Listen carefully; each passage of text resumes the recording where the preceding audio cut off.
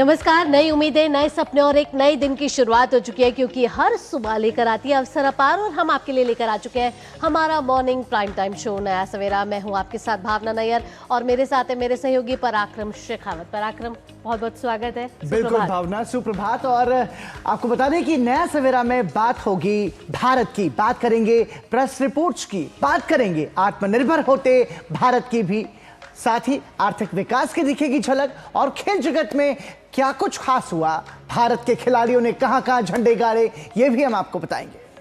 साथ ही टेक्नोलॉजी से जुड़ी दुनिया में भी आपको लेके चलेंगे। अंतर्राष्ट्रीय जगत में क्या कुछ हो रहा है खास, वो भी आपको बताएंगे। कि ये पूरा 1 घंटा पावर पैक्ड रहने वाला है। चलिए नया सवेरा की शुरुआत कर लेते हैं इस वक्त की अहम सुर्खियों के साथ।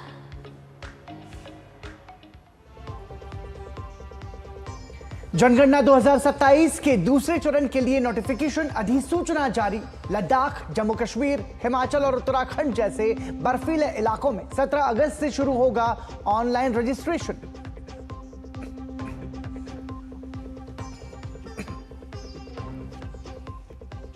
लोकसभा में आज बैंक कार बही साक्ष्य विधेयक पर होगी चर्चा।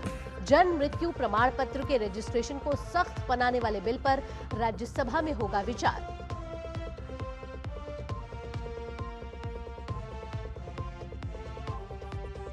कर्नाटक के गृह मंत्री प्रियंक खड़गे के लाठीचार्ज वाले बयान पर भड़की भाजपा, कहा फौरन इस्तीफा दें खड़गे। प्रियंक ने लगाया राजनीति का आरोप।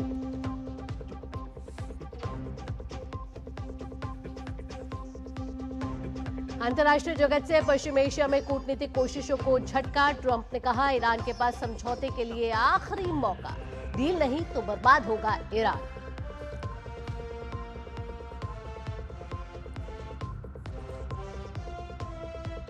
और ग्लासगो में गोल्डन पंच से धूम मचाने वाले भारतीय खिलाड़ियों के स्वदेश वापसी पर जोरदार स्वागत। एशियन गेम्स है अब अगला लक्ष्य।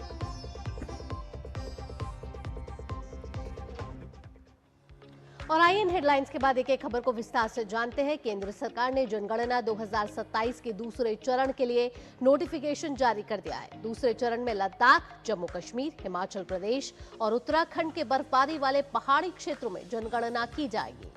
इन दुर्गम क्षेत्रों के लिए ऑनलाइन रजिस्ट्रेशन इसी महीने 17 तारीख से शुरू होगा और घर घर गणना अगले महीने यानी कि पहली तारीख 1 सितंबर 2026 से शुरू होगी। लद्दाख, जम्मू कश्मीर, हिमाचल प्रदेश और उत्तराखंड के बर्फीले और पहाड़ी क्षेत्रों में जनगणना का दूसरा चरण 1 से 30 सितंबर तक चलेगा। केंद्र सरकार ने इसको लेकर अधिसूचना जारी कर दी है। दूसरे चरण की जनगणना पूरी होने के बाद 1 से 5 अक्टूबर तक पुनरीक्षण का काम किया जाएगा। जनगणना शुरू होने से ठीक पहले 17 से 31 अगस्त तक स्वः गणना का विकल्प भी उपलब्ध रहेगा। देश के बाकी हिस्सों के लिए जनगणना का दूसरा चरण अगले वर्ष शुरू होने की संभावना है। और इस बार जनगणना के दौरान जाति से संबंधित विवरण भी एकत्र किए जाएंगे। केंद्रीय मंत्रिमंडल ने जनगणना कराने के लिए 11,718 करोड़ रुपए की मंजूरी दी है, जो अब तक की सबसे बड़ी जनगणना प्रक्रिया होगी। आइए आगे बढ़ते हुए अब बात कर लेते हैं संसद के मॉनसून सत्र की। ये तीसरा हफ्ता चल रहा है संसद के मॉनसून सत्र को, और अगर आज के विधायी कामकाज को देखें तो लोकसभा में आज वित्त मंत्री निर्मला सीतारमण कराधान और अन्य विधियां संशोधन विधेयक पेश करेंगी।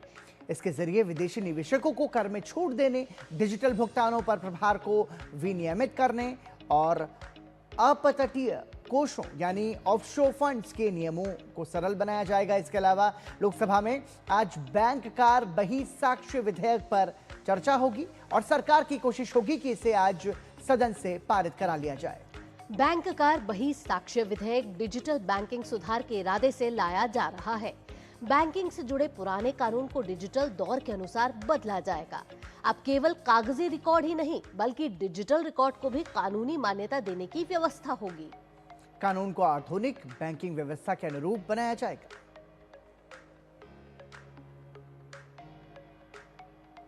So I rise with your permission to move for the leave to introduce a bill to provide for law relating to evidence with respect to bankers' books and to align it with contemporary digital banking practices and for matters connected therewith or incidental thereto. वहीं संसद के उच्च सदन यानी कि राज्यसभा में आज जन्म और मृत्यु रजिस्ट्रेशन संशोधन विधेयक पर चर्चा होगी। इसके जरिए 1969 के कानून में बदलाव लाया जाएगा। ये बिल पहले ही लोकसभा में पारित हो चुका है।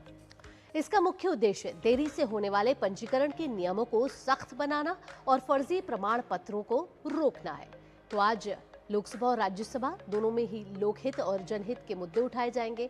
साथ ही प्रश्नकाल के जरिए मंत्रालय से सवाल पूछे जाएंगे और इसके साथ ये अहम विधेयक है जो सूचीबद्ध है। हमारे साथ हमारे संवाददाता राजेश राज जुड़ चुके हैं ज्यादा जानकारी के साथ। राजेश का रुख कर लेते हैं। राजेश, अगर आज के संसद सत्र की बात करें तो हम पिछले कुछ दिनों को देखें तो विधायी कामकाज बहुत कम हो पा रहा है, लेकिन यहाँ पक्ष और विपक्ष दोनों अपनी सियासी जमीन को मजबूत करने में आगे बढ़ते हुए नजर आ रहे हैं। आज मंगल मिलन है। साथ ही आपको अब ये भी जानकारी आप हमें दीजिए कि अगर विधायी कामकाज की बात करें आज दोनों सदनों की, तो क्या आज रहने वाला है? देखिए भावना, जो सबसे महत्वपूर्ण है आज की मंगलवार का दिन है और मंगलवार के दिन एनडीए मंगल मिलन बैठक आयोजित की जाती है जिसमें प्रधानमंत्री नरेंद्र मोदी स्वयं मौजूद होते हैं। भारतीय जनता पार्टी के राष्ट्रीय अध्यक्ष और तमाम जो एनडीए के वरिष्ठ सांसद हैं, तमाम जो नए सांसद हैं, वो इस बैठक का हिस्सा होते हैं। और इस बैठक में कहीं ना कहीं संसद सत्र में फ्लोर मैनेजमेंट कैसे किया जाए, संसद का सुचारू संचालन कैसे हो और जो समसामयिक जो मुद्दे हैं, राष्ट्रीय मुद्दे, उसमें सत्ता पक्ष कैसे विपक्ष को काउंटर करे, इसके लिए प्रधानमंत्री अपने संबोधन के जरिए सांसदों को निर्देश देते हैं, उन्हें हिदायत देते हैं और सदन के भीतर अधिक से अधिक वक्त बिताने की जो है वो अपील भी करते हैं कि वो सदन के भीतर रहे ताकि सदन का कामकाज सीखें, संसदीय परंपराओं का ज्ञान अर्जित करें और एक बेहतर लोकतंत्र के निर्माण में सांसद अपनी भूमिका का निर्वहन करें। इसके अलावा अगर बात करें तो ये संसद के मानसून सत्र का तीसरा हफ्ता है। तीसरे हफ्ते के पहले दिन हमने देखा कि सत्ता पक्ष ने अपनी रणनीति में थोड़ा सा बदलाव किया और शोर शराबे के बीच जहां विधेयक लटक जाते थे, विधेयक पारित नहीं हो पाते थे, वहां सत्ता पक्ष ने शोर शराबे के बीच ही सही लेकिन विधेयकों को अब पारित कराने की शुरुआत कर दी है। और कल आपने देखा कि एमएसएमई विकास संशोधन विधेयक जो है उसको राज्यसभा से पारित कराया गया। इसके अलावा लोकसभा से भी जजों की संख्या बढ़ाने वाला जो विधेयक था उसको पारित कराने में कामयाबी हाथ लगी। तो सत्ता पक्ष की रणनीति बदल चुकी है, चाहे विपक्ष शोर शराबा करे या हंगामा खड़ा करे, लेकिन सदन में कामकाज करने की सत्ता पक्ष ने ठान ली है और सदन आसन जो है वो उसके लिए कृत संकल्पित दिखाई पड़ रहा है। लेकिन राजेश, इसके लिए महत्वपूर्ण है सदन का सही तरीके से चलना। हम ये देख रहे हैं कि विधायी कामकाज के लिहाज से प्रश्नकाल महत्वपूर्ण होता है। कई सारे महत्वपूर्ण विधेयक सरकार ला रही है जिन पर गंभीर चर्चा के माध्यम से एक बेहतर तस्वीर समाज को भी दिखाई जा सकती थी, लेकिन जिस तरीके का अवरोध है उस स्थिति में बगैर चर्चा के विधेयकों को पारित कराना ये सरकार की मजबूरी है। तो ये किस तरीके का संदेश संसद के माध्यम से जा रहा है देश में? देखिए, विपक्ष रोज मुद्दों को बदल रहा है, रोज मुद्दों को डाइल्यूट करने की कोशिश कर रहा है। आपने पहले देखा कि जंतर मंतर पर जो धरना चल रहा था, सोनम वांगचुक से मिलने के लिए सत्ता पक्ष के लोग गए, उन्होंने अनशन उनका तुड़वाया। फिर जो कॉकरोच जनता पार्टी के लोग थे उनसे संवाद स्थापित कर उनकी जो मांगें थी वो पूरी की गई। और पहले कहा गया कि सदन में चर्चा हो पेपर लीक को लेकर, और जब चर्चा के लिए सरकार मान गई तो कहा शिक्षा मंत्री का इस्तीफा हो, सरकार उस पर भी रजामंद हो गई। इसके बावजूद अब जो देखने को मिल रहा है कि संसद के मकर द्वार पर रोज धरना प्रदर्शन जो है संसद के बाहर किया जा रहा है और सदन के भीतर भी अब अयोध्या राम मंदिर में जो चढ़ावा का मुद्दा है उसको उठाने की कोशिश कांग्रेस और समाजवादी पार्टी के सांसद कर रहे हैं। कांग्रेस समर्थित निर्दलीय सांसद पप्पू यादव ने आपने बिल्कुल राजेश, यही देखा जा रहा है कि इन्हीं सभी मुद्दों के कारण कहीं ना कहीं जो सदन की कार्यवाही है वो बार बार बाधित हो रही है और जो विधायी कामकाज है उनमें कहीं ना कहीं एक रुकावट पैदा हो रही है। लेकिन अगर आज के विधायी कामकाज की बात करें, दो महत्वपूर्ण बिल हैं। फिर चाहे लोकसभा की बात करें तो बैंकर बही साक्ष्य विधेयक है, बड़ा इंपॉर्टेंट बिल इसको भी कहा जा रहा है। और राज्यसभा की बात करें तो जन्म मृत्यु रजिस्ट्रेशन से जुड़ा जो बिल है जो लोकसभा में पहले ही पारित हो चुका है वो आज उच्च सदन में लाया जाएगा। दोनों के क्या मुख्य उद्देश्य है? देखिए, उद्देश्य की जहाँ तक बात है भावना, आपने पूरी जानकारी हमारे दर्शकों को पहले ही साझा कर दिया है। जन्म और मृत्यु जो पंजीकरण से संबंधित विधेयक है ये लोकसभा से पारित हो चुका है और इस विधेयक को राज्यसभा से पारित कराया जाएगा, बशर्ते कि विपक्ष जो है वो शोर शराबा हंगामा खड़ा न करे। इसके बावजूद सत्ता पक्ष की कोशिश होगी कि विपक्ष के लोग इसमें खुद को एसोसिएट करें, इस चर्चा में शामिल हों और जो जन्म और मृत्यु रजिस्ट्रेशन से संबंधित जो फर्जीवाड़ा है उसको रोकने के लिए एक मजबूत व्यवस्था जो है वो कायम करने के लिए इस विधेयक को लाया गया है। और इसके अलावा जो बैंकर से संबंधित जो विधेयक है वो निर्मला सीतारमन उसको चर्चा के लिए और पारित कराने के लिए लेकर आ चुकी हैं, उसको उस पर चर्चा कराने की कोशिश की जाएगी। वह भी डिजिटलीकरण के दिशा में एक बड़ा कदम हम कह सकते हैं हो सकता है। और इसके अलावा भी सत्ता पक्ष की कोशिश है कि जो लटके पड़े विधायी कार्य हैं उन कार्यों को सदन के भीतर चर्चा के लिए लाए और विपक्ष उसमें सहभागिता स्थापित करे। सत्ता पक्ष की कोशिश है फ्लोर मैनेजमेंट के जरिए विधेयकों पर चर्चा कराई जाए, लेकिन विपक्ष अगर रजामंद नहीं होता है तो शोर शराबे के बीच विधेयकों को पारित कराना सत्ता पक्ष की मजबूरी साफ साफ दिखाई पड़ रही है। संसद की लोकतांत्रिक व्यवस्था में विरोध करना विपक्ष का अधिकार है, लेकिन ये विरोध जो है वो सृजनात्मक होना चाहिए, एक तरीके से सकारात्मक होना चाहिए, जिसके जरिए गंभीर चर्चा सदन के माध्यम से हमें उसमें देखने को मिल सके। बहुत बहुत धन्यवाद राजेश राज इस तमाम जानकारी को हम और हमारे दर्शकों तक साझा करने के लिए। आगे बढ़ेंगे, आपको बता दें कि प्रधानमंत्री नरेंद्र मोदी के एक वीडियो को सोशल मीडिया प्लेटफॉर्म फेसबुक से हटाए जाने पर सूचना प्रौद्योगिकी की संसदीय समिति ने सख्त रुख अपनाया है। समिति के कई सदस्यों ने कल मेटा के अधिकारियों से तीखे सवाल पूछे और इस दौरान मेटा कंपनी ने प्रधानमंत्री का वीडियो गलती से हटाए जाने का जिक्र करते हुए इसके लिए माफी भी मांगी। मेटा के अधिकारियों ने संसदीय समिति को बताया कि सिस्टम में तकनीकी खराबी के कारण प्रधानमंत्री मोदी का वीडियो अनजाने में डिलीट हो गया था, लेकिन समिति के सदस्य संतुष्ट नहीं हुए और कहा कि मामला सिर्फ माफी मांगने का नहीं है बल्कि इसके लिए पूरी जवाबदेही तय करने का है। बैठक में सदस्यों ने नाराजगी जताते हुए वीडियो हटाने के जिम्मेदार मेटा अधिकारियों के खिलाफ सख्त कानूनी कार्रवाई की मांग भी रखी है।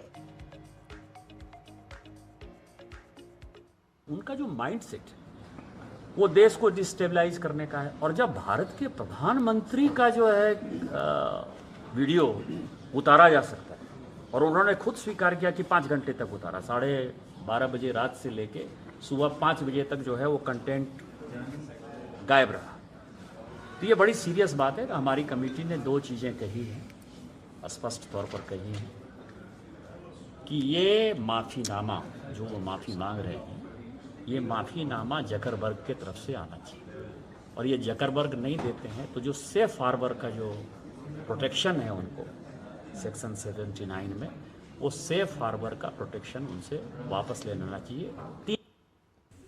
प्रधानमंत्री जी का देश के जैन जी के लिए जारी किए गए वीडियो को और प्लेटफॉर्म से हटा देना, ये अपने आप में एक पूरे देश के लोगों का अपमान है और निश्चित रूप से आईटी कमेटी ने जो निर्णय लिया है वो स्वागत योग्य है। और मार्क जुबर जो मेटा के फाउंडर हैं उनको इसके लिए माफ़ी मांगना चाहिए और भारत के जो सोशल मीडिया से संबंधित कानून हैं उसका पालन करना चाहिए और नहीं अगर ये करते हैं तो उनके खिलाफ में कानूनी कार्रवाई भी होनी चाहिए। और अब बात कर्नाटक की सियासत की कर लेते हैं। कर्नाटक के गृह मंत्री प्रियांक खड़गे के एक बयान पर भाजपा उग्र हो गई है और राजनीतिक विवाद शुरू हो गया है। भाजपा ने उन पर बेरोजगार युवाओं के प्रति अहंकार और असंवेदनशीलता दिखाने का आरोप लगाया और माफी और इस्तीफे की मांग की है।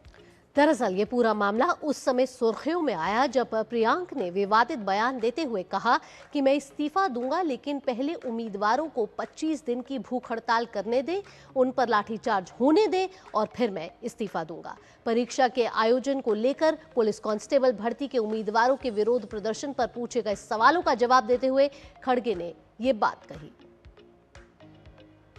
I will resign. Let them first 25 days, let them go on hunger strike. Then if they don't control, we will do one lathi charge and then I will resign.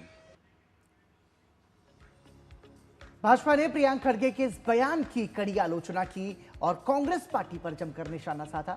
Bhajpa सांसद सुधांशु त्रिवेदी ने कर्नाटक में भर्ती परीक्षाओं में कथित अनियमितताओं पर सख्त कार्रवाई की मांग की। खड़गे जी के इस बयान की भारतीय जनता पार्टी कठोर निंदा करती है और छात्रों को आगाह करती है कि ये वास्तविकता में आपके हितों के नाम पर जो राजनीति कर रहे हैं उसका असली चेहरा क्या है। और कर्नाटक में इस परीक्षा में जो गड़बड़ियां हुई हैं और परीक्षार्थियों के साथ जो अन्याय हुआ है उसकी ऊपर कार्रवाई करके कठोर दंड सुनिश्चित किया जाना चाहिए। और यहाँ वक्त हो चला एक छोटे से ब्रेक का, लेकिन जब ब्रेक के बाद लौटेंगे तो बात करेंगे कैसे कई राज्यों में मॉनसून मुसीबत बनकर बरपा है। इस छोटे से ब्रेक के बाद देखते रहिए नया सवेरा।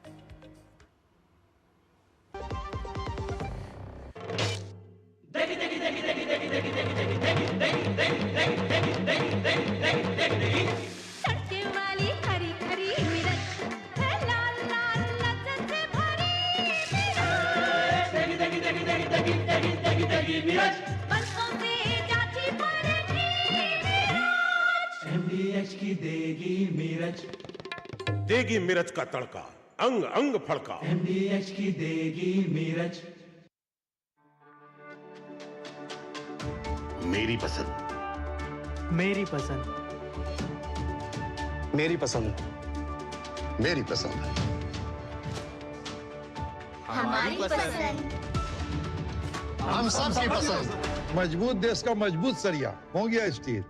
पता है, लोग अक्सर मुझसे पूछते हैं कॉल सेंटर का स्टेडी जॉब क्यों छोड़ा। I wanted more out of life. बस मैंने अपना स्टार्टअप शुरू किया। जानना चाहोगे कैसे? Then start up your own business as an LIC agent. यहाँ सब कुछ है, great products, zero investment, leading organisation and unlimited opportunities. तो क्या आप तैयार है LIC एजेंट बनो? अब बड़ा सोचो। हमारी वेबसाइट पर जाएं या अपनी नजदीकी LIC शाखा से संपर्क करें। ब्रेक के बाद आप सभी का स्वागत है। आप देख रहे हैं नया सवेरा। जम्मू कश्मीर में बादल फटने और मूसलाधार बारिश के कारण कई इलाकों में बाढ़ की स्थिति बन गई है। तेज बारिश से सड़कों को नुकसान पहुंचा है और कई क्षेत्र प्रभावित हुए हैं। प्रशासन ने आगे भी बारिश की संभावना को देखते हुए सतर्कता बढ़ा दी है। कुपवाड़ा जिले में बादल फटने से आई फ्लैश फ्लड में एक महिला की मौत हो गई। पहलगाम के बटकूट इलाके में भी बादल फटने की घटना सामने आई है। बांदीपोरा के अरेन दर्दपोरा इलाके में भी कई जगहों सड़कों को नुकसान पहुंचा है। प्रशासन की ओर से नुकसान का आकलन किया जा रहा है। पुंछ में जम्मू कश्मीर पुलिस और SDRF ने पुंछ में बेतार नदी में फंसे नागरिकों और मवेशियों को बचाया। कश्मीर में सबसे ज्यादा प्रभावित जिला शोपियां रहा, जहां ऊपरी इलाकों में बादल फटने से जाबूरा, बदरहामा और किजड़सिंडा गांव में अचानक बाढ़ आ गई। अधिकारियों ने बताया कि बदरहामा में कुछ ही मिनटों में कई घरों को बहुत नुकसान हुआ है, जिससे घरों का सामान खराब हो गया और खेतों में पानी भर गया। और इस बीच SDRF की टीम बचाव अभियान में जुटी है। प्रभावित इलाकों से लोगों को सुरक्षित स्थानों पर पहुंचाया जा रहा है। तो जम्मू कश्मीर की बात करें तो इस समय वहां मॉनसून की मार देखने को मिल रही है और आइए आपको ग्राफिक्स के जरिए बताएंगे कि इस समय जम्मू कश्मीर के किस तरीके के हालात बने हुए हैं। आपको बता दें कि बादल फटने से हालात बिगड़े हुए हैं जम्मू कश्मीर में। कुपवाड़ा में एक महिला की मौत हो गई है। कई जिलों में भारी नुकसान हुआ है। बात करें अगर अनंतनाग की, तो यहाँ भी बाढ़ से तबाही देखने को मिल रही है। तस्वीरें साफ तौर पर बयां कर रही है कि अनंतनाग का हाल भी कुछ ठीक नहीं है। इसके अलावा अगर राजौरी की बात करें, यहाँ भी तेज बारिश हो रही है और आने वाले मॉनसून ने पूर्वानुमान लगाया है कि इसी तरीके की बारिश आने वाले दिनों में भी जारी रहेगी। वहीं शोपिया बांदीपोरा की बात करें तो ये भी प्रभावित क्षेत्र है। इसके अलावा पहलगाम में बाढ़ की स्थिति है, जिसे लेकर के प्रशासन पूरी तरीके से मुस्तैद है। राहत और बचाव अभियान लगातार जारी है और लोगों को सुरक्षित स्थानों पर पहुंचाया जा रहा है। और साथ ही आपको बता दें कि निचले इलाकों में भी चेतावनी जारी की गई है और लोगों से सतर्क रहने की अपील भी की गई है। बताया जा रहा है कि अगर आवश्यक ना हो तो पहाड़ी इलाकों पर जाने से बचें, ऐसी सलाह भी लोगों को दी जा रही है। और अब केरलम का हाल जान लेते हैं। केरलम में भारी बारिश से कई इलाकों में जल भराव की स्थिति बनी हुई है। पठानमिथिटा और कोट्टायम समेत कई जिलों में घरों, दुकानों और अन्य प्रतिष्ठानों में पानी घुस गया है, जिसके कारण लोग राहत शिविरों में रहने को मजबूर है। पिछले 3 दिनों में बारिश से जुड़ी घटनाओं में अब तक 20 लोगों की मौत हो चुकी है, जबकि बाढ़ और भारी बारिश के कारण 7 लोग अभी भी लापता बताए जा रहे हैं। राज्य भर में 353 राहत शिविरों में करीब 13,496 लोग शरण लिए हुए हैं। सबसे ज्यादा प्रभावित पठानमथिट्टा और कोट्टायम जिले से हैं, जहां एनडीआरएफ और एसडीआरएफ की टीम्स राहत और बचाव अभियान में जुटी है। मौसम विभाग ने केरलम के 12 जिलों में ऑरेंज अलर्ट जारी किया है। प्रशासन ने लोगों से सतर्क रहने और जरूरत पड़ने पर सुरक्षित स्थानों पर जाने की अपील की है। वहीं ओडिशा पर नजर डालें तो ओडिशा के 5 जिलों में अगले 24 घंटों के दौरान फ्लैश फ्लड का मध्यम से उच्च स्तर का खतरा जताया गया है। राज्य के 22 जिले और 8.63 लाख से अधिक लोग बाढ़ से प्रभावित हुए हैं। मुख्यमंत्री मोहन चरण मांझी ने प्रभावित लोगों के लिए 110 करोड़ रुपए के शुरुआती राहत पैकेज की घोषणा की है। प्रशासन नुकसान का सर्वे कर राहत और पुनर्वास का काम तेजी से आगे बढ़ा रहा है। और इसके अलावा असम में भी जो बाढ़ की तस्वीरें हैं वो डराने वाली हैं। आपको बता दें कि असम में बाढ़ का पानी धीरे धीरे कम हो रहा है, लेकिन कुछ इलाकों में अभी भी चुनौती बनी हुई है। 7 जिलों में 1.28 लाख से अधिक लोग अभी प्रभावित हैं। चराईदेव, शिवसागर, धेमाजी, गोलाघाट, विश्वनाथ, जोरहाट और लखीमपुर में 380 गांव और 14,230.148 हेक्टेयर कृषि भूमि अभी भी जलमग्न है और बाढ़ से प्रभावित कुल 1,28,071 लोगों में से 55,200 शिवसागर में, 34,050 सरायदेव और 20,209 जोरहाट जिले के निवासी हैं। प्रशासन ने 38 राहत शिविर बनाए हैं, जहां 11,066 विस्थापित लोगों को ठहराया गया है। इसके अलावा 17 जगहों पर राहत सामग्री बांटने का काम अभी भी चल रहा है। वहीं सरकार ने 160 करोड़ रुपए की अंतरिम राहत की पहली किश्त जारी कर दी है। अधिकारियों के अनुसार शिवसागर, चराईदेव, जोरहाट और गोलाघाट जिलों में जिन लगभग 75,000 परिवारों के मकान गंभीर रूप से क्षतिग्रस्त हुए हैं, उन्हें 15,000 रुपए प्रति परिवार की अंतरिम सहायता दी गई है।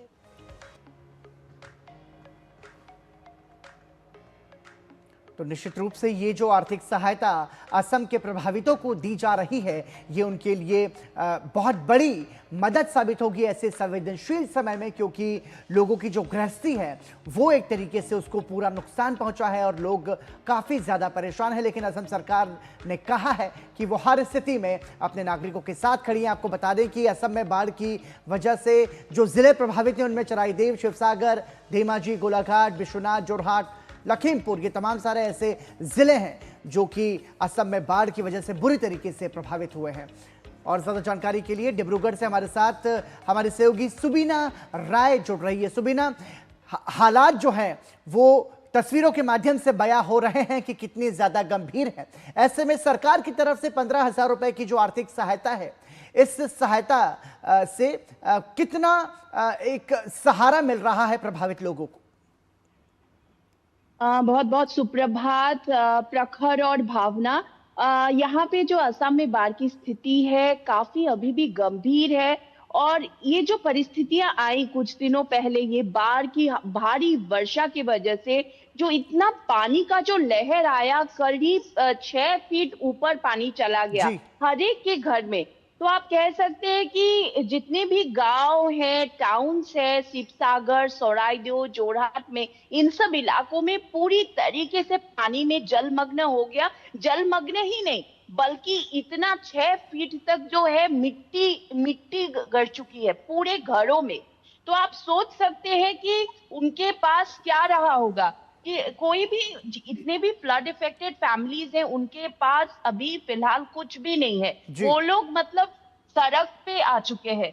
तो इस वजह से जो है 15,000 का जो इमीडिएट असिस्टेंस है वो एक बहुत बड़ी राहत है इन लोगों के लिए, क्योंकि उन्हें कम से कम खाने की सामग्री हो या एसेंशियल जो बर्तन से लेके जो भी जरूरत की सामान है, उन सब खरीद के वो वापस जो है नॉर्मल ट्रैक पे आने में वो एक कारगर साबित होगी। और साथ ही साथ अभी 10 अगस्त जो first tranche of immediate assistance दिया गया 15,000 का, कुछ दिन बाद जो है 10,000 और दिया जाएगा, ताकि और भी जो जरूरत की सामान है वो लोग ले सके। क्योंकि जरूरत का सामान ही नहीं लेना है अभी भावना, क्योंकि अभी सफाई में भी बहुत सारा इन्वेस्टमेंट है। ब्लीचिंग पाउडर हो गया, फिनाइल हो गया, उसका पूरी तरीके से हर एक घर का, जितने भी घर अभी बचे हैं उनको घर का सैनिटाइजेशन करना पड़ेगा, क्योंकि इतना एनिमल्स और ह्यूमन डेड बॉडीज अभी इतने डेब्रीज में चले गए हैं कि उनको सफाई करने में अभी काफी दिन लगेंगे, भावना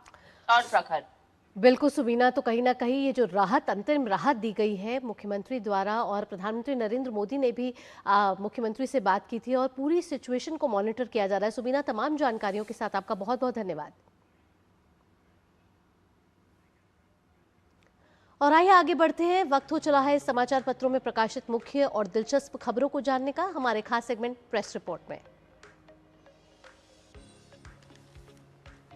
और दुनिया भर की जो कुछ खास खबरें हैं उसमें आपको बता दें, सबसे पहले हम बात करेंगे एक ऐसी खबर की जो हम सभी को एक प्रेरणा देती है। और ये जो सबसे पहले प्रेस रिपोर्ट देख लेते हैं पराक्रम, और उसमें जानते हैं कि आज कौन सी खबरें प्रकाशित की गई हैं समाचार पत्रों में। बिल्कुल, सबसे पहली जो खबर है भावना, जैसा कि मैंने बताया कि ये ऐसी खबर है जो कि एक प्रेरणा देती है समाज को, और वो है अंगदान से जुड़ी हुई खबर। आपको बता दें कि अंगदान को लेकर के, जन जागरूकता को लेकर के एक सकारात्मक खबर सामने आई है, जिसमें लोगों का रुझान जो है वो अंगदान के प्रति बढ़ा है। और ये बताया जा रहा है कि जो है रिकॉर्ड 20,138 ट्रांसप्लांट हुए हैं अंगदान में। ये सबसे महत्वपूर्ण है। आपको बता दें कि 2013 में देश में 4,990 हुए थे, और ये जो आंकड़ा सामने आ रहा है ये 2025 का है, जिसमें 20,138 ट्रांसप्लांट इसमें हुए हैं।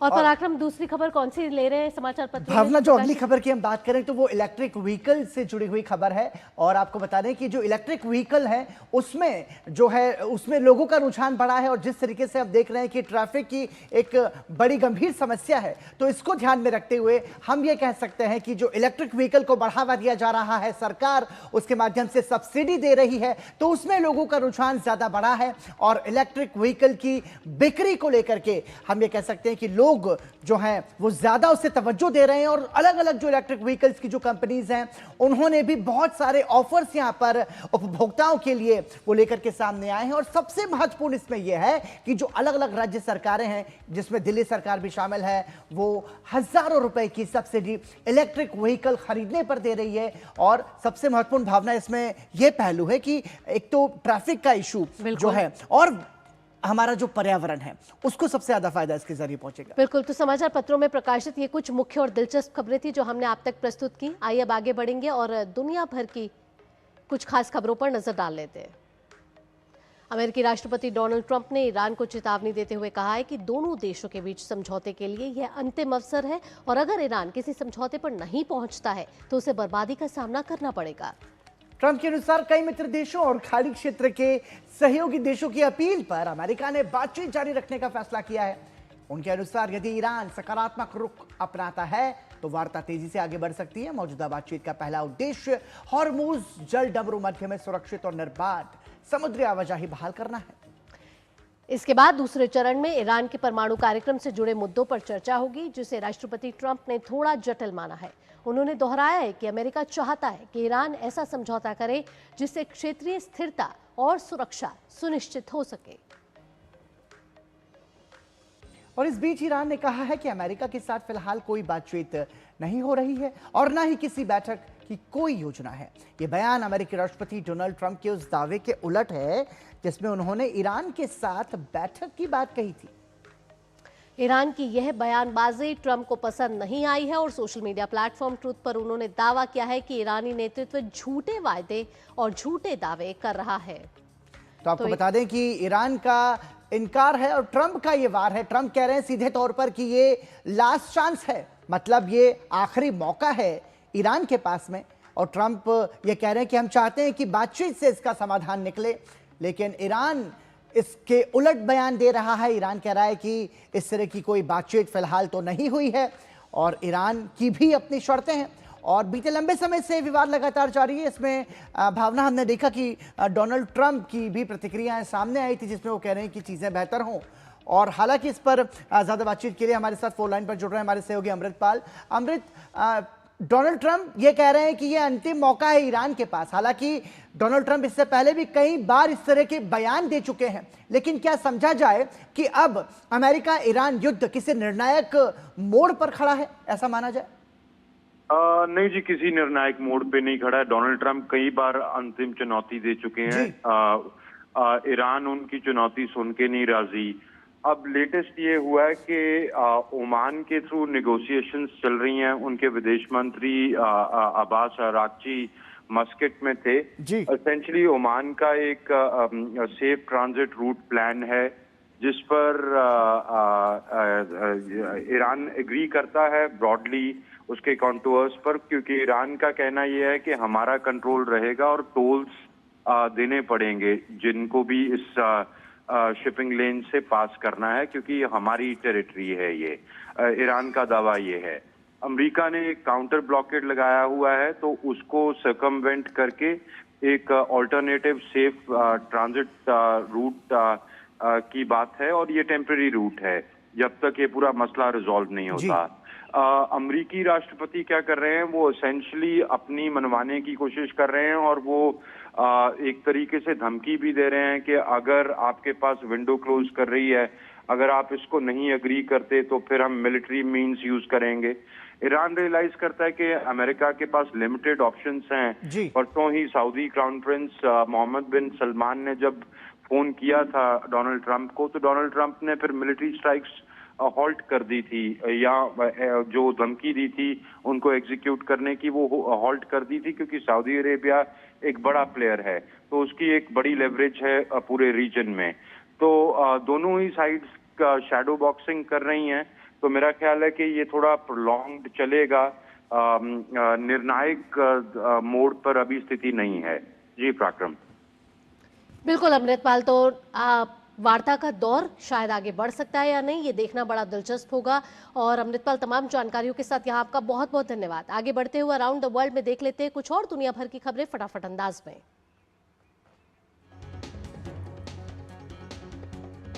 यूक्रेन के राष्ट्रपति वोलोदिमीर ज़ेलेंस्की ने अमेरिका में यूक्रेन की राजदूत ओल्हा स्टेफनिशिना को उनके पद से हटा दिया।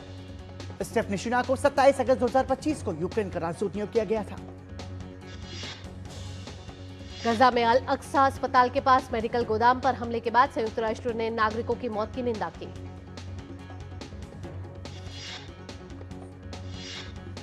अमेरिका में साइक्लोस्पोरियासिस संक्रमण के अब तक के सबसे बड़े प्रकोप से पहली बार 2 लोगों की मौत हुई। जून के महीने में वेनेजुएला में आए 2 शक्तिशाली भूकंपों में मरने वालों की संख्या बढ़कर 6,125 हो गई। करीब 61,000 लोगों को अस्पतालों में इलाज जारी है। होंडुरास के पूर्व राष्ट्रपति जुआन ऑर्लैंडो हर्नांडेज को भ्रष्टाचार और मनी लॉन्ड्रिंग मामले में अदालत ने सशर्त रिहाई दी। उन्हें देश छोड़ने की अनुमति नहीं होगी। मामले की अगली सुनवाई 12 अगस्त को होगी। स्पेन के सेउटा इलाके में बड़ी संख्या में प्रवासियों के पहुंचने के बाद यूरोप में माइग्रेशन संकट गहरा गया है। इस मुद्दे पर यूरोपीय संघ ने आपात बैठक बुलाई। और बढ़ते हैं आगे और बात करते हैं टेक टॉक की। आपको बता दें कि नई नई तकनीक से जुड़ी खबर पर नजर डालते हैं टेक टॉक में। और भावना, आज क्या है खास टेक टॉक में? अगर टेक टॉक की बात करें अगर आज की, तो कोयला खदान का कचरा गंदा पानी साफ करेगा। ये नई रिसर्च आई है और इससे उम्मीद जगी है। दरअसल कोयला खदानों से निकलने वाला कोल गैंग्यू अब तक बेकार कचरा माना जाता था। इसे बड़े बड़े ढेरों में जमा कर दिया जाता था या निर्माण कार्यों में भराव के लिए इस्तेमाल किया जाता था। लेकिन नई रिसर्च में ये पता चला है कि यह कचरा भविष्य में गंदे पानी को साफ करने में मददगार साबित हो सकता है। वैज्ञानिकों के मुताबिक कोल गैंग्यू को खास तरीके से तैयार करने के बाद ये एक कैटलिस्ट की तरह काम कर सकता है। ये पानी में मौजूद जहरीले और हानिकारक रसायनों को तोड़ने में मदद करेगा।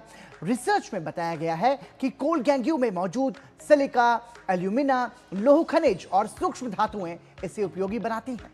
गर्म करने, पीसने और रासायनिक प्रक्रिया से इसकी क्षमता बढ़ाई जा सकती है। ये तैयार सामग्री मोनोस्फिलेट यानी कि PMS नाम के रसायन को सक्रिय करती है। इसके बाद बनने वाले सक्रिय कण पानी में मौजूद खतरनाक प्रदूषकों को छोटे और कम नुकसान पहुंचाने वाले पदार्थों में बदल देती है। और आगे बढ़ते हैं, बात करते हैं मनी मंत्र की। मनी मंत्र में आज हम आपको इंटरनेशनल फंड्स के फायदों के बारे में बताएंगे, जिनके जरिए ग्लोबल कंपनीज और नई तकनीकों में सीधे निवेश किया जा सकता है। अलग अलग देशों और सेक्टर्स में पैसा लगाने से पोर्टफोलियो में विविधता आती है, जिससे बाजार का जोखिम काफी कम हो जाता है। इसके अलावा करेंसी डाइवर्सिफिकेशन और डॉलर जैसे मजबूत मुद्रा का लाभ भी मिलता है, जो घरेलू बाजार की कमजोरी के दौरान शानदार संतुलन बनाता है। अंतर्राष्ट्रीय बाजारों की ग्रोथ और ग्लोबल ट्रेंड्स का हिस्सा बनकर निवेशक लंबी अवधि में बेहतरीन रिटर्न्स की उम्मीद कर सकते हैं। तो इंटरनेशनल फंड के कई सारे फायदे हैं। बेहतर रिटर्न्स की उसमें संभावना बढ़ जाती है। डॉलर जैसी मुद्राओं से संभावित लाभ उसके माध्यम से आप ले सकते हैं और लंबी अवधि में खास तौर से ये बेहतर रिटर्न्स आपको मिलते हैं।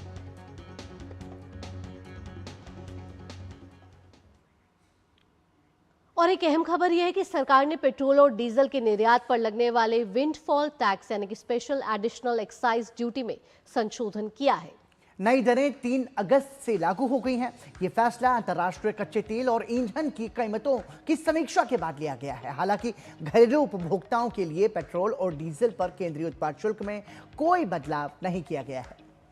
सरकार ने पेट्रोल और डीजल के निर्यात पर लगने वाले विंडफॉल टैक्स में बढ़ोतरी की है। ये 3 अगस्त से लागू नई दरों के तहत पेट्रोल निर्यात पर शुल्क 2.5 रुपए से बढ़ाकर 3.5 रुपए प्रति लीटर और डीजल पर 15.5 रुपए से बढ़ाकर 24 रुपए प्रति लीटर कर दिया गया है। यह फैसला सरकार की नियमित पखवाड़ा समीक्षा के तहत लिया गया है, जिसमें वैश्विक कच्चे तेल और रिफाइंड फ्यूल की कीमतों को ध्यान में रखा जाता है। इस बदलाव का असर मुख्य रूप से निर्यात करने वाली रिफाइनिंग कंपनीज पर पड़ेगा। घरेलू बाजार में बिकने वाले पेट्रोल और डीजल पर केंद्रीय उत्पाद शुल्क में फिलहाल कोई बदलाव नहीं किया गया है। इसी के साथ यहां रुक रहे हैं एक छोटे से ब्रेक के लिए। आप देखते रहिए डीडी न्यूज। सस्ते वाले दाल मसाले स्वाद हुआ बेकार। MDH की हल्दी मिर्ची धनिया करे कमाल। ये रंग दे, ये खुशबू दे, ये तीखा, ये कम पड़े। क्या निराला MDH मसाला।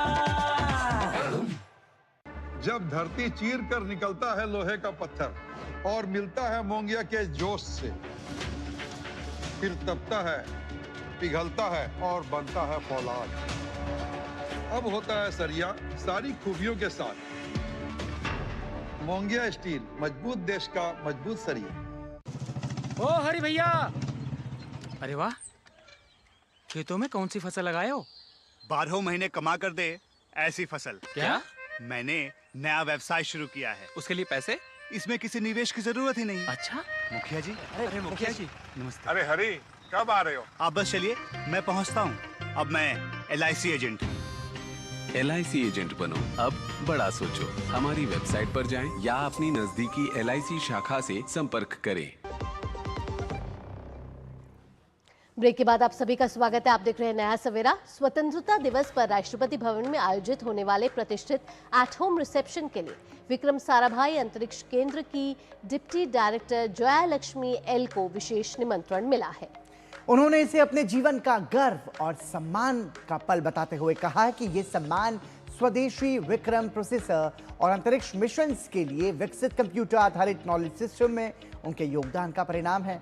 जया लक्ष्मी एल ने इस उपलब्धि का श्रेय अपनी पूरी टीम BSSC के चेयरमैन और निदेशक को देते हुए राष्ट्रपति का आभार व्यक्त किया। It's really a proud moment for me receiving an invitation from Honorable President of India to take part in the at-home reception program organized at Rashtrapati Bhavan on 15th August 2026.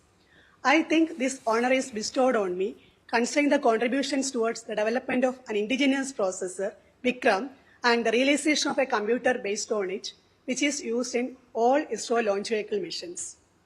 First of all, let me thank all team members who contributed towards these achievements. Also, I thank respected Chairman ISRO and Director VSSC who gave opportunities for me to contribute in this field. Once again, I sincerely thank for this prestigious invitation and looking forward for participating in this function on the eve of August 15 at Rashtrapati Bhavan. और आइए हर बार की तरह हमारा विशेष segment इस समय आता है, एक दिन एक उत्सव।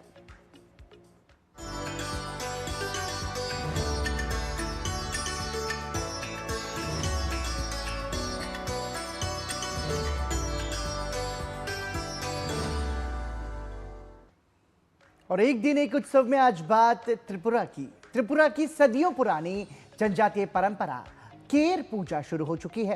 राजधानी अगरतला के ऐतिहासिक उज्जयंता पैलेस में आयोजित ये अनूठा धार्मिक अनुष्ठान जन कल्याण, शांति और समृद्धि की कामना के साथ संपन्न किया जा रहा है।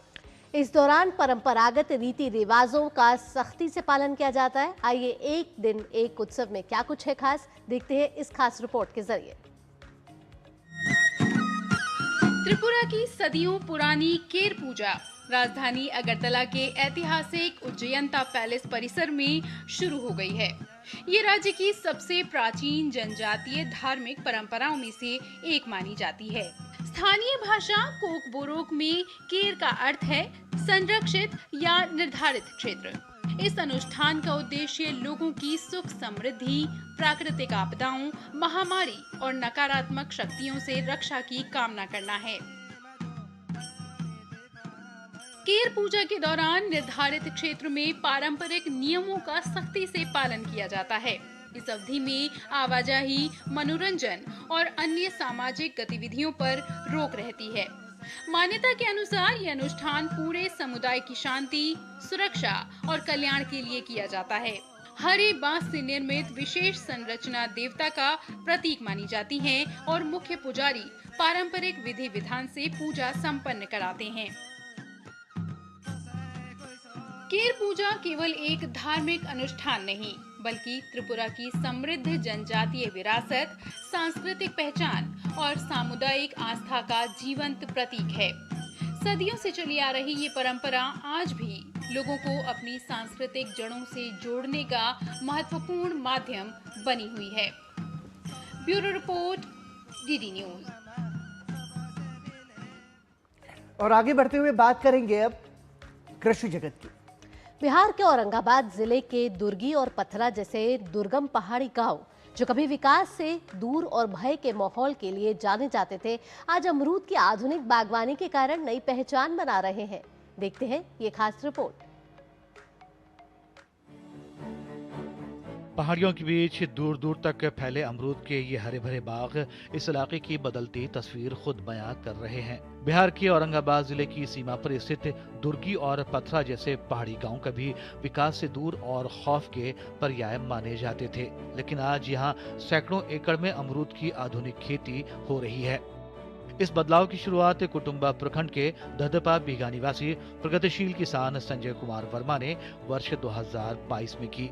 शुरुआती सफलता के बाद आसपास के किसान भी इस पहल से जुड़ते गए और आज 300 एकड़ से अधिक क्षेत्र में अमरूद के बाग तैयार हो चुके हैं। हम पहले बीज भंडार चलाते थे, इसके बाद इधर उधर घूमने के बाद बीज लाने जाते थे तो अनुभव हुआ कि ये सब करना चाहिए। तो 2022 में हम जो है से बागवानी का खेती किए अमरूद का। इसके बाद जो है से कि आज की डेट में 300 एकड़ में हम लोग का अमरूद का बागान है और इसमें मिल जाता है प्रॉफिट। अगल बगल रोज़गार भी मिल गया लोगों को और हम लोग का भी रोज़गार मिल गया। इसमें जुड़ने से अच्छा है और लोग जुड़े, कोई दिक्कत नहीं है। एक पेड़ साल भर में 1 क्विंटल तक फल दे देता है।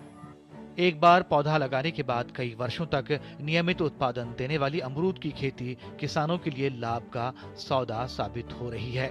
यहाँ लगाए गए पिंक थाई और रेड थाई जैसी आधुनिक किस्मों के पौधे कम समय में फल देना शुरू कर देते हैं। बेहतर गुणवत्ता और अधिक उत्पादन के कारण इन फलों की बाजार में अच्छी मांग रहती है।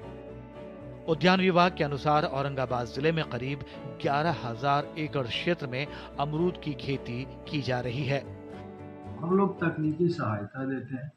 इसके अलावा जो सबसे इम्पोर्टेंट चीज़ है कि जो वो हमारा रीजन है, ड्राईलैंड रीजन है, पहाड़ी एरिया है, वहाँ जब तक ड्रीप नहीं लगेगी तब तक खेती करना संभव ही नहीं है। तो ड्रीप गवर्नमेंट की एक महत्वाकांक्षी योजना है और उसमें हम लोग 80% सब्सिडी। कभी वीरान और पिछड़ा समझा जाने वाला ये पहाड़ी इलाका आज अमरूद की बागवानी के जरिए समृद्धि की नई कहानी लिख रहा है। किसानों की मेहनत, आधुनिक तकनीक और सरकारी सहयोग ने यह साबित कर दिया है कि यदि सही योजना और दृढ़ संकल्प हो तो कठिन से कठिन परिस्थितियों में भी खेती को लाभकारी बनाया जा सकता है। औरंगाबाद का ये मॉडल देश के अन्य पहाड़ी और कम सिंचित क्षेत्रों के किसानों के लिए भी प्रेरणा बनकर उभर रहा है। औरंगाबाद से कमल किशोर की रिपोर्ट, डीडी न्यूज। और आइए अब खबरें देख लेते हैं खेल जगत से हमारे खास सेगमेंट स्पोर्ट्स ट्रैक में। ग्लासगो में अपने नाम की धूम मचाने वाले भारतीय मुक्केबाजी दल और जूडो दल का आज सुबह दिल्ली एयरपोर्ट पर जोरदार स्वागत हुआ। कॉमनवेल्थ गेम्स में भारतीय टीम चौथे स्थान पर रही। भारत की इस सफलता में मुक्केबाजों का बड़ा योगदान रहा, जहां 10 पदक देखने को मिले। अंतर्राष्ट्रीय क्रिकेट परिषद के चेयरमैन जय शाह ने तंजानिया क्रिकेट अरीना का उद्घाटन किया, जो देश का पहला आईसीसी से स्वीकृत क्रिकेट स्थल है। ये तंजानिया और पूरे अफ्रीका में खेल के विकास में एक महत्वपूर्ण उपलब्धि है। बल्लेबाजों के लगातार खराब प्रदर्शन से परेशान पाकिस्तान क्रिकेट बोर्ड ने दक्षिण अफ्रीका के पूर्व प्रथम श्रेणी क्रिकेटर माइक स्मिथ को राष्ट्रीय टीम का नया बल्लेबाजी कोच बनाया है। ताइपे ओपन की चैंपियन तन्वी शर्मा और पूरी तरह से फिट होकर लौटे किदाम्बी श्रीकांत मंगलवार से Korea masters super 300 badminton tournament में भारतीय चुनौती की अगुवाई करेंगे। भारत की अंडर-20 पुरुष फुटबॉल टीम ने 2 मैचों की श्रृंखला के पहले मुकाबले में सोमवार को सिंगापुर को 3-0 से शिकस्त दी। सीरीज का दूसरा और अंतिम मैत्री मुकाबला गुरुवार को खेला जाएगा। भारत की युवा साइकिलिस्ट हर्षिता जाखड़ ने प्रतिष्ठित टूर डी फ्रांस फेम्स का हिस्सा बनने वाली पहली भारतीय महिला बनकर इतिहास रच दिया है। और आगे बढ़ते हैं, आपको बता दें कि खेल मंत्री मनसुख मांडविया ने ग्लासगो कॉमनवेल्थ खेलों में शानदार प्रदर्शन करने वाले भारतीय भारोत्तोलकों का सम्मानित उन्हें किया है। ग्लासगो कॉमनवेल्थ खेलों में भारत ने भारोत्तोलन में 11 इवेंट्स में हिस्सा लेते हुए 1 स्वर्ण, 6 रजत और 1 कांस्य पदक अपने नाम किया। सोमवार को केंद्रीय खेल मंत्री मनसुख मांडविया ने ग्लासगो कॉमनवेल्थ खेलों में शानदार प्रदर्शन करने वाले भारतीय भारोत्तोलकों को अपने निवास पर सम्मानित किया। भारत की कैबिनेट ने 36,000 करोड़ रुपया स्पोर्ट्स डेवलपमेंट के लिए मंजूर करा है। संसाधन के आपके लिए कोई कमी नहीं रहेगी। आपको खेलने के लिए, खिलने के लिए सरकार की ओर से जो भी करने की आवश्यकता होगी सब करेंगे। ग्लासगो कॉमनवेल्थ खेलों में भारत ने भारोत्तोलन में 1 स्वर्ण, 6 रजत और 1 कांस्य पदक अपने नाम किया। मीराबाई चानू ने भारतीय भारोत्तोलन दल की अगुवाई करते हुए लगातार तीसरी बार कॉमनवेल्थ खेलों में स्वर्ण पदक जीता। सम्मान मिलते हैं ना, ये सबसे ज़्यादा खुशी होते हैं क्योंकि मेडल, हाँ, हमारी लाइफ में एक प्लेयर्स है, तो हम जब भी कोई भी कंपटीशन जाते हैं तो हम कुछ न कुछ इंडिया के लिए लेके आने के लिए हम सोचते हैं। पर इससे और ज़्यादा इंडियन वालों ने, इंडिया के जो वर्ष ने इतना प्यार करते हैं ना, ये हमारे लिए बहुत बड़ा अचीवमेंट होते हैं। कई भारतीय भारोत्तोलकों ने इतिहास रचते हुए कॉमनवेल्थ गेम्स रिकॉर्ड बनाए, वहीं अपना सर्वश्रेष्ठ प्रदर्शन भी किया। उनके लिए ये खेल यादगार रहे। इंडिया में आकर अलग ही खुशी हो रही है क्योंकि इंडिया को ही हमने जब मेडल दिया है तो इंडिया वाले बहुत खुश है और ब्लेसिंग्स दे रहे हैं अपनी। भारोत्तोलन दल के कोच अपने खिलाड़ियों के प्रदर्शन से खुश दिखे और यही संदेश दिया कि वे एशियाई खेलों पर अपना ध्यान केंद्रित करें। अपने बच्चों को मैं ये मैसेज देना चाहूँगा कि ये जो जीत मिली है उन्हें, उससे वो बहुत ज़्यादा खुश ना हो। आगे बहुत लंबी मंजिल है, ओलंपिक का रास्ता तय करना है, बहुत ज़्यादा मेहनत करें और जिनको मेडल नहीं मिला है उनको हार नहीं माननी है। भारतीय वेटलिफ्टर्स ने ग्लासगो कॉमनवेल्थ खेलों में कुल 11 इवेंट्स में हिस्सा लिया था और इनमें से 8 इवेंट में पदक जीतने में कामयाबी पाई। Suchitra, DD news, Delhi. श्रीलंका दौरे के लिए भारतीय टेस्ट टीम ने बड़ा बदलाव हुआ है। जम्मू कश्मीर के तेज गेंदबाज आकिब नबी को चोटिल जसप्रीत बुमराह की जगह श्रीलंका के खिलाफ 2 टेस्ट मैच की सीरीज के लिए भारतीय टीम में शामिल किया गया है। इस तरह से वो भारत की टेस्ट टीम में जगह बनाने वाले कश्मीर घाटी के पहले खिलाड़ी बन गए हैं। नबी को पहली बार सीनियर राष्ट्रीय टीम में शामिल किया गया है। बीसीसीआई के बयान के मुताबिक पुरुष क्रिकेट चयन समिति ने जसप्रीत बुमराह के स्थान पर आकिब नबी को टीम में शामिल किया है। बुमराह को फिटनेस के आधार पर टेस्ट टीम में शामिल किया गया था, लेकिन वह चोट से अभी तक पूरी तरह से उबर नहीं पाए हैं, जिस कारण श्रीलंका दौरे से बाहर हो गए हैं। भारत श्रीलंका के बीच 2 मैचों की टेस्ट सीरीज 15 अगस्त को गौल में शुरू होगी। और आइए नया सवेरा में अब नजर डालते हैं मौसम पर।